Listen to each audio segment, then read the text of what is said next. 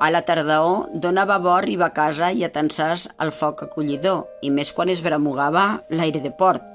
Mai com aquella nit era observar les flames embruixades d'aquells troncs i l'ombra que projectaven a la paret negra de la xemeneia.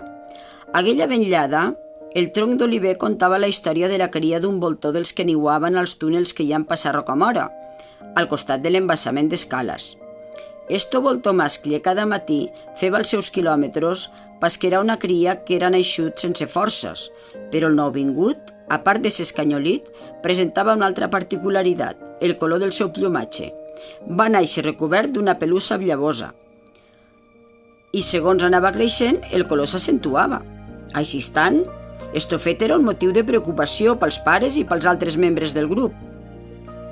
Temeven el seu primer vol, perquè no fora com els altres i no aconseguiria el mimetisme en el color de les roques.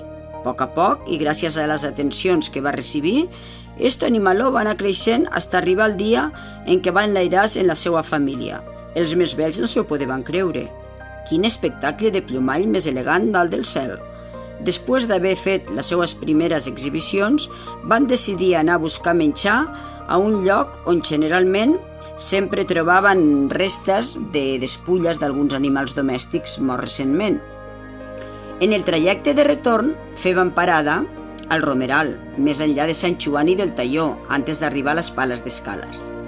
Sempre que els arbres i els matolls contemplaven aquella acció, acabaven per perdre'ls de vista, perquè arribava un moment en què el plomall adquiriva la mateixa tonalitat de la roca. I aquell dia era diferent. Tot el món vegetal del costat continua embaladit i encuriosit per aquella resplendor de color que es confoneva en lo cel serè dels dies de primavera. Què era allò? Aquella tonalitat superava la gamma dels verds tan diversa pels contorns i, per descomptat, era molt més vistosa que la flor del romer o que la de l'espígol. Era ben bé una raresa de la natura. Però vet ací que vaig agafar els esmolls per atissar el foc i en aquell soroll el tronc va deixar d'explicar la seva història. Resultava tan engrescador que vaig continuar allí fins que la llenya s'era convertit en cendra. Ja no vaig poder gaudir del final de la història. Va ser com quan toca el rebell al matí i et talla el somni que mai vas acabar de somiar.